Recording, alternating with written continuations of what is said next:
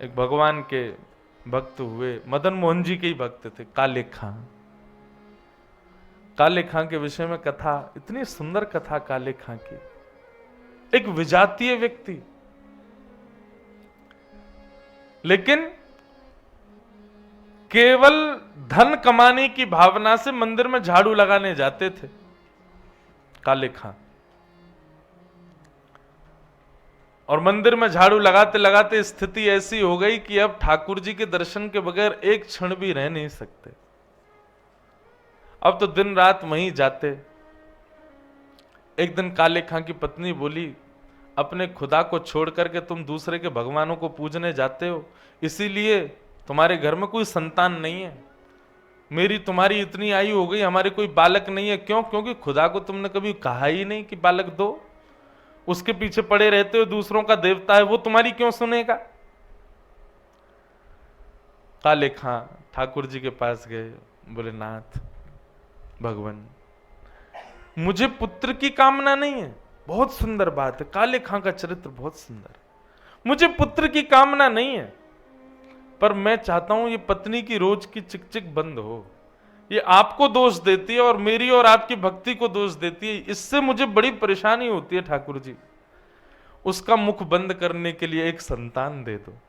देखो संतान किस भाव से मांगी है कि नाथ, मुझे संतान की कामना नहीं, पर मेरी पत्नी का मुख बंद हो, वो बोलना बंद करे, आपकी मेरी भक्ति में दोष देखना बंद करे। वो रोज कहती है आप खुदा से मांगो, इनसे मत। अरे आप ही मेरे खुदा हो, आप ही मेरे सर्वस्व हो, मैं आपके बगैर किसी के पास नहीं जाऊंगा। मुझे नहीं चाहिए, मैं फिर कह रहा हूं, मेरी पत्नी का मुख बंद हो, वो कभी आपके ऊपर उंगली ना उठाए, इसलिए एक संतान दो। ठाकुर जी बंधुओं सब जानते हैं कि कोई चालाकी कर रहा है कि वास्तविकता है। वास्तविकता थी काले खां की, और ठाकुर जी ने काले खां को एक संतान प्रदान कर दी। घर तो नाच रहा था कि घर में संतान हुई, काले खां नाच रहे थे कि अब पत्नी का भगवान से कुछ नहीं बोलेगी। काले खां तो नाच रहे थे बड़े आनंद से। पत्नी बोली, इतना नाच रहे हो, बेटे का मुख देखा? बोले, देख लूंगा, उसमें क्या जाता है। बोले, तो पर नाच क्यों रहे हो? तू नहीं समझेगी, तुमने बेटा तो अभी तक देखा नहीं, फिर भी नाच रहे हो। काले खां तो इसलिए नाच रहे थे ना कि कुछ बोले ना। 8 साल का हो गया बालक। लेकिन बंधुओं, भक्त के जीवन में सब बढ़िया बढ़िया चले, ठाकुर जी को उसमें मजा नहीं आता। नमक मिर्च डालते रहते हैं बीच बीच में, ऐसा कुछ करते जरूर हैं जिससे न तड़का लगे, छींक आवे। जैसे घर में मिर्च का तड़का लगता है, सब छींकते डोलते हैं घर के लोग हैं। ऐसे हमारे ठाकुर जी हैं। अगर सब इजी इजी चल रहा है ना भक्त के जीवन में, तो इनको मजे नहीं आते, ये फिर मिर्च का तड़का मारते हैं उसमें, और फिर महाराज छींकता डोलता वो दर दर। काले खां के साथ वही हुआ। एक दिन काले खां मंदिर में खड़ा था, 8 साल का इनका बालक हो गया। यमुना जी के तट पर बालक खेल रहा था, और खेलते हुए उस बालक को एक काले सर्प ने डस दिया। और काले सर्प ने जैसे ही डसा, महाराज बालक दौड़े दौड़े काले खां के घर आ गए। काले खां की पत्नी को आकर के बताया। जैसी पत्नी को पता चला, पत्नी दौड़ करके बालक के पास गई, फिर बालक को अचेत अवस्था में देख काले खां के पास गई। काले खां मंदिर में मदन मोहन जी के राजभोग दर्शन कर रहे थे। राजभोग दर्शन करते हुए पत्नी पहुंच गई। पत्नी ने आकर के कहा, जल्दी चलो, तुम्हारे बेटे को काले सर्प ने डस दिया है, उसको अभी किसी ओझा के पास ले जाना पड़ेगा, अभी उसका झाड़ा लगवाना पड़ेगा, उसका विष चढ़ जाएगा, हमारा पुत्र मर जाएगा।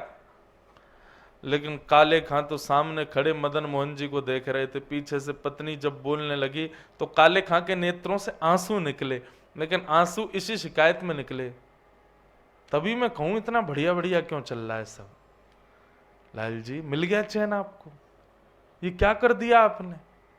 उनको ये चिंता नहीं थी कि पुत्र को सर्प डस गया, उनको ये चिंता थी कि अब पता नहीं कितने दिनों के लिए मैं ठाकुर जी के दर्शन से फिर दूर हो जाऊंगा, और कहीं मेरे पुत्र के यदि प्राण निकल गए तो मेरा मंदिर मेरी पत्नी छुड़वा देगी, वो यहां तो मुझे बिल्कुल ही नहीं आने देगी। खूब रोए मदन मोहन जी को देख के।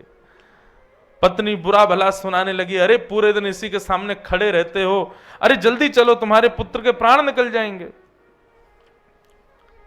काले खां जी दौड़े, अपने पुत्र को जाकर के देखा, अचेत अवस्था में पड़ा था।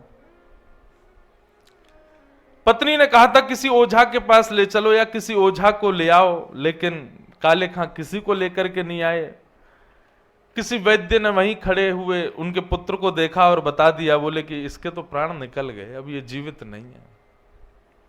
पत्नी क्रोधित हो गई और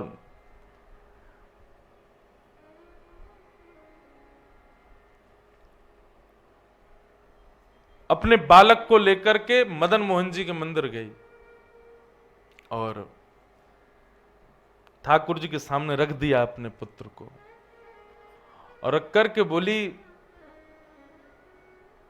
तुम बहुत कहते थे ना कि इन्होंने ही दिया है तुम्हारे पुत्र को, इन्होंने दिया है तो यही जीवित कर दें इसको। तब काले खां ने कुछ पंक्तियां गाई और उन पंक्तियों को गाते हुए कहा, नाथ, अंतिम पंक्ति उसकी बड़ी सुंदर है, हिंदुओं के नाथ हो तो मेरा कोई दावा नहीं, पर हो जगत के नाथ तो मेरी सुध लीजिए। हे नाथ, यदि आप केवल हिंदुओं के ठाकुर जी हो तो कोई बात नहीं, पुत्र मर गया सब सहूंगा, आपका दर्द छोड़ दूंगा, लेकिन मैंने तो लोगों को आपको जगन्नाथ बोलते हुए सुना है, जगतनाथ बोलते हुए सुना है। हिंदुओं के नाथ हो तो मेरा कोई दावा नहीं, पर हो जगत के नाथ तो मेरी सुध लीजिए।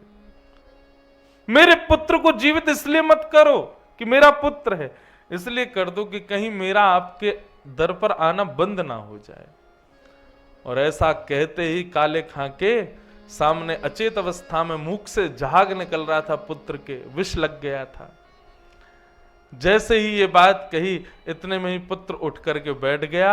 वो पुत्र के बैठते ही सब लोग वहां पर जय जयकार करने लगे। पुत्र खड़ा होते ही अपने पिता के पास गया, पिताजी पिताजी। काले खां ने बोला, हाँ कहो। बोले कि वो कहाँ चला गया? बोले कौन? बोले एक बालक आया था, एक बालक मेरे सिर पर हाथ फेर रहा था, मैं उसी की गोद में लेटा हुआ था, बड़ा सुंदर था, उसके कटाक्ष नेत्र थे, बड़ी सुंदर मुस्कान थी, उसमें से बड़ी प्यारी सुगंधी आ रही थी पिताजी, वो मुझे खेलने के लिए बुला रहा था। वो बालक कहाँ चला गया पिताजी? मुझे तो उसी के साथ खेलना है। काले खां के नेत्र सजल हो गए, हृदय से लगा लिया और कहा, आओ गोदी में बैठो, दिखाऊं वो बालक कहाँ है। गोदी में बालक को लेकर के द्वार से ही मदन मोहन जी को दिखाया, वो रहे। सामने देखते ही बालक निहाल हो गया। बोले कि हाँ यही आए थे, यही मेरे को गोदी में लेके बैठे थे। बंधुओं, सांसारिक लोगों के लिए यह विषय बड़ा बड़ा कठिन है, परंतु भक्तों के लिए यह विषय सर्वश्रेष्ठ है। क्या ठाकुर जी कह रहे हैं, भैया उसको संसार से मतलब ही नहीं होता, उसका सर्वस्व मैं हूं। कृष्ण धन कृष्ण तन, कृष्ण ही हमारो धन, आठों याम ऊधों में कृष्ण ही सो काम है।